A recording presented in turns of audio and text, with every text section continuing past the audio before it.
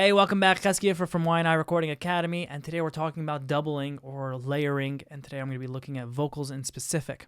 So when we talk about doubling and layering vocals, the first thing we have to know is that you cannot just double or layer without actually doubling a layer. What do I mean? What I mean is that if you take one vocal that you recorded and then you just double it over and over and over and over again, and you layer it up, you're actually not going to get any more of a full sound, wide sound, or any of that, because you're essentially just copying and pasting the exact same signal. So all the signal is doing is getting louder. It's not doing anything else but that. So basically look at it is that if you have one take plus the exact same take, it's not two takes. So 1 plus 1 does not equal 2 in this specific scenario. 1 plus a very specific another type of one unique one, and one other unique one equals 2.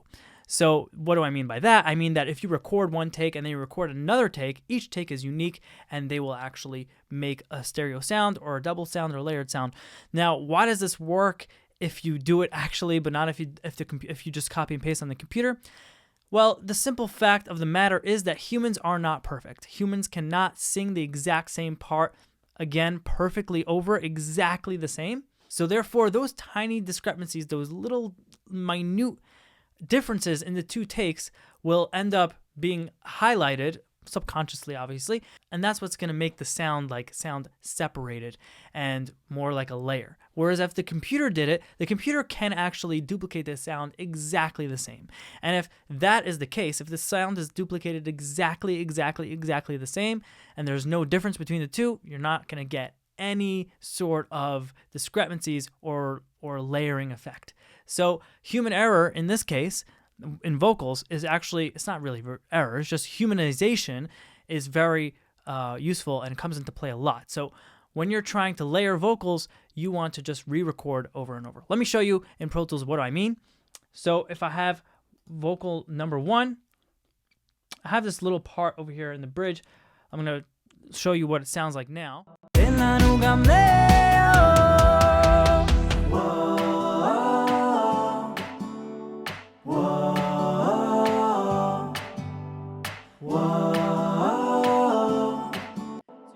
This very layered effect in the bridge, which is the OOs. So if I take one of those takes and just solo it by itself, and I play it, this is what I have.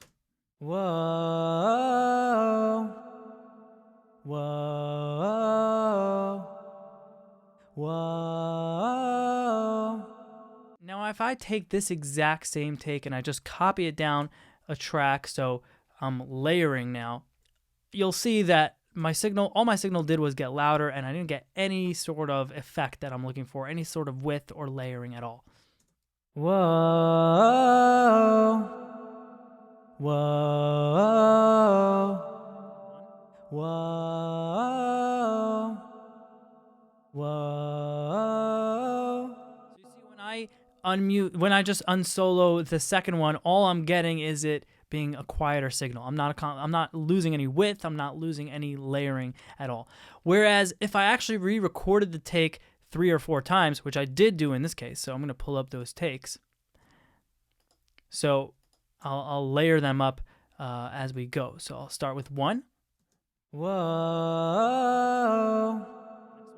Whoa. Next one. Whoa. Whoa.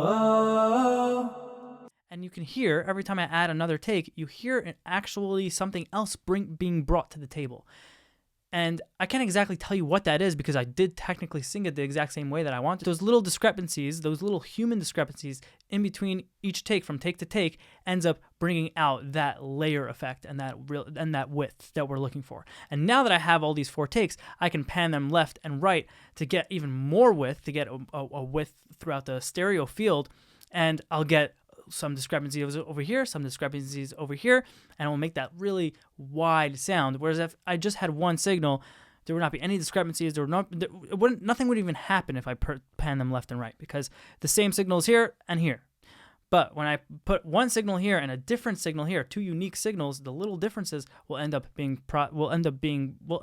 processed by my ear. So let me pan them hard left and right, and this is what it sounds like really wide. Whoa.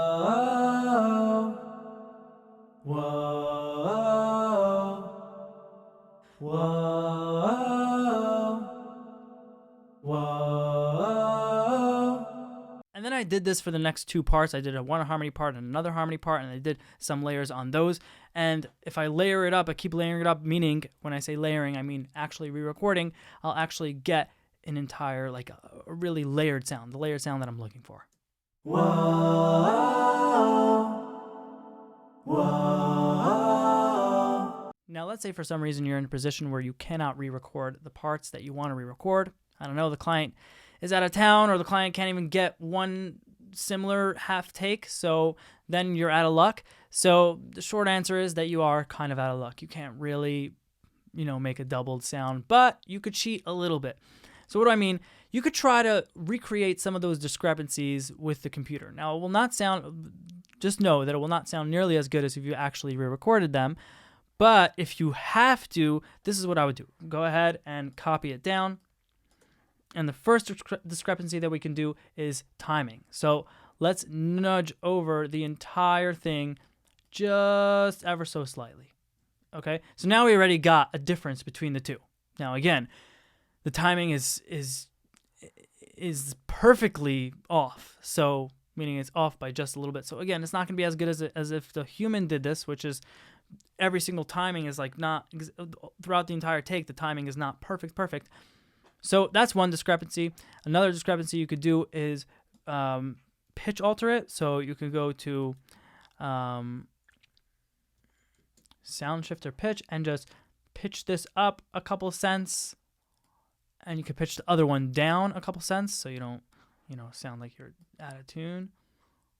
So now we got a discrepancy of pitch and time. So this might get you a little bit of that stereo effect that I'm doing. I'm also going to pan them left and right, so I'm getting even more width. But this will likely give you some sort of that effect, that layered effect. Whoa, whoa. Maybe I went a little bit overboard with the pitch shifting. And as you can tell, it sounds very computerized, but it's better than just one lead vocal copying over and over. So that is technically a way that you can cheat. Now, this concept of creating slight, minute differences via the computer and not actually re-recording it plays more of a role when we're trying to layer percussive instruments. And I'm going to show you an example of using a clap. Again, with vocals, it sounds very computerized, but with claps and percussive instruments, sometimes you can actually get more mileage when you do these steps. So I have this clap in the breakdown over here. Actually, I have two claps, but I'll be using this clap. So I'm going to go ahead and duplicate that clap track. And I'm going to duplicate it 2 times. And I'm going to copy it down once and copy it down another. We'll only solo the first 2. So let me just make it a different color, the tracks that we're using right now. So the tracks that we're working with right now are red, just so you can see it better. Okay, everything that's not red, just ignore.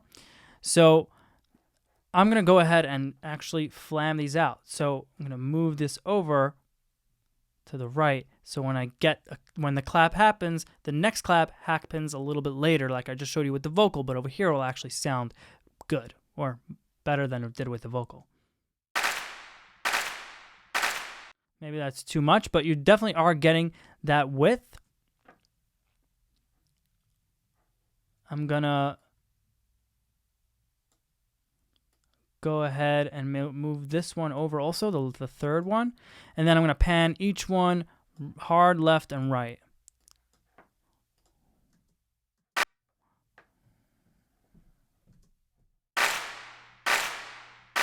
See, you're hearing that like clap going from one ear to the other ear.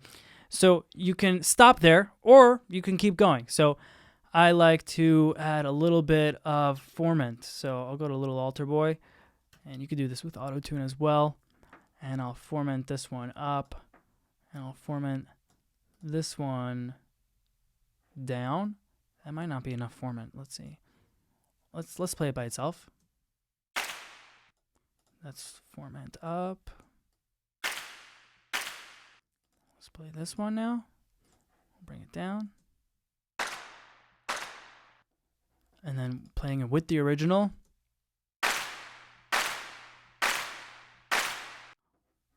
And I could stop here with the format, or I could go in and play around a little bit more with the pitch shift and other settings, maybe saturation or the like. I can even add more samples and copy this process even though it's a different sample. So a different sample by definition will give you that layered effect because, again, it's not the same.